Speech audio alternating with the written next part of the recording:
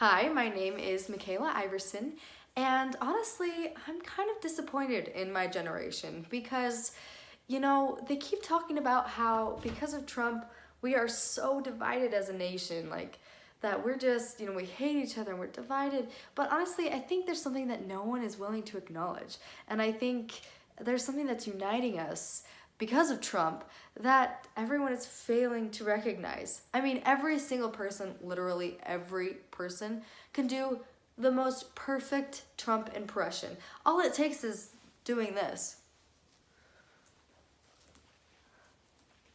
I'm gonna build a huge wall. My ends are huge. And if you ask my daughter Ivanka, she'll tell you my penis is huge. Bigly huge. But honestly, the thing that impresses me the most about the Trump administration is Kellyanne Conway, my homegirl. You know what? She is able to spin anything that man says and make it lighter. She can do all of that so easily.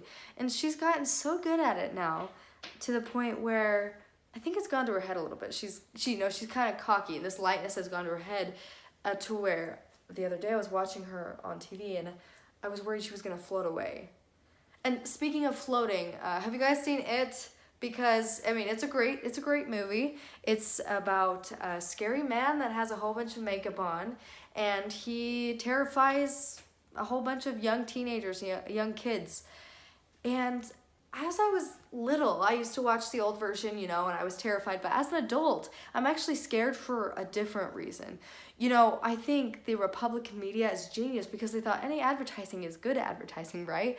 And so they decided to make a movie about President Trump. But now they have, put 4 kids in the place of frightening the whole entire population of America. And speaking of America, honestly, this whole Make America Great movement is, it's really what it's all about, right? America isn't great because of letting immigrants come to the United States and leave their countries that are being bombed and these little children being blown to bits. No. That's not what makes America great, and that's why it's okay that Trump is getting rid of it. What really makes America great, which the Trump administration has brought in a new wave of, is fat, old, wrinkly white men sitting on their porch with their guns butt naked, being able to eat slice of pizza and have a hot dog in their hand with a 2-liter bottle of soda, right? I mean, they should just make this their logo now. This should be on our American flag because everybody else thinks it, so we might as well just embrace it. Everyone's talking about Kanye. Kanye this, Kanye that, Kanye's crazy, he's off his rocker. But honestly, can you blame him? I sympathize with Kanye because imagine being him. Put yourself in his shoes. Being one man in a room full of 5 women that are pretty much always pregnant, right? Someone sew those legs right up. And I can talk about it because, I'm a woman. Hashtag me too, hashtag time's up. And I know nobody else will joke about it because they're probably all men and they are all probably terrified they'll go to prison if they talk about it. So I think I'm good there. But be Kanye for a second. One man in a room full of 5 Kardashian women whose periods are probably synced up, by the way. So if he says one thing to Kim that makes her go off and explode, they're all probably going to explode as well. But instead of fireworks, it's blood. I can't blame Kanye for that. If I had blood fireworks exploding all around me, I'd probably say crazy things like, I support Trump, too.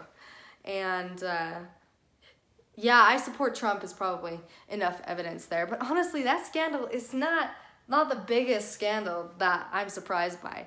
I'm surprised by the Tristan scandal. Are you guys surprised by that too? Because, oh my goodness, when I first heard that, I thought that she was the one that cheated on him and that she was having someone else's baby or something. Because have you seen that hot piece of ass?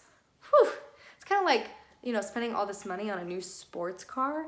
You definitely want to ride that thing for a while before you get rid of it. So, with all the work that they've had done, that's probably one credit card bill I'd want to ride for a long time before I cut it up and threw it out. And people will hate on the Kardashians, but really everyone loves them. It's kind of like America's sweethearts, like Jennifer Lawrence, Emma Watson, even though she's British. They have hearts of pure gold. And the reason why the Kardashians have such a hard time finding love is because the people they find can only afford plastic. Oh, no, I wasn't talking about their hearts. They're great people. No, I've moved on to their boobs, which is like every other love interest they've ever had. You know what I love? I love me a good pair of leggings. You know what? Nobody has time for uncomfortable pants anymore. Nobody has time for that. We are the women of 2018, and I am happy to say that that is me. Okay, we are the women of Me Too. We are the time's up women. But I'm not going to joke about that. I'm not going to do it. Ain't nobody want to touch that, much like, how Bill feels about Hillary.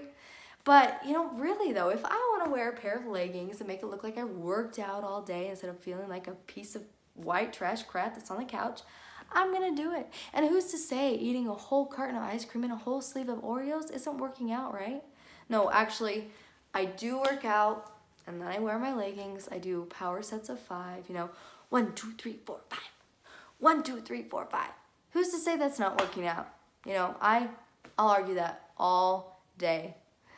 Because nobody has time for jeans anymore. Nobody has time for jeans, except for I have been seeing these young women walking around lately with these mom jeans pulled up to their chest. And I say, young women like I'm not one, but I do that so that I can look at them and judge them even though I'm not any better than them.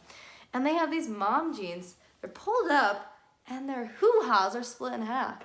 I just can't help but wonder, is that like a calling card or something like, I'm open for business or something? Like when they post that on Tinder, is it like showing that they're willing to do a hookup or something? I just can't wrap my mind around that. I actually met my husband on Tinder, and I didn't need anything to say that I was open for a hookup because, I have red hair, and as the world knows, every ginger is easy. We're all slutty and seductive, so I didn't need any of that.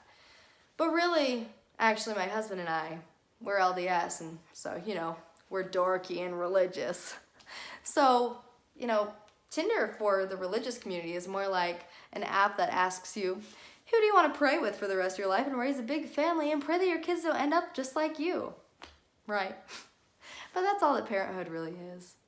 That is all parenthood really is, and I never realized that. Praying that your kids don't end up as messed up as you are, right?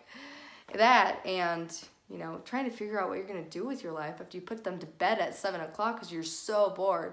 We do the weirdest stuff after we put our kids to bed because we're so bored we don't want to watch any more TV. And, sex, we've already done that, or that's not even in question.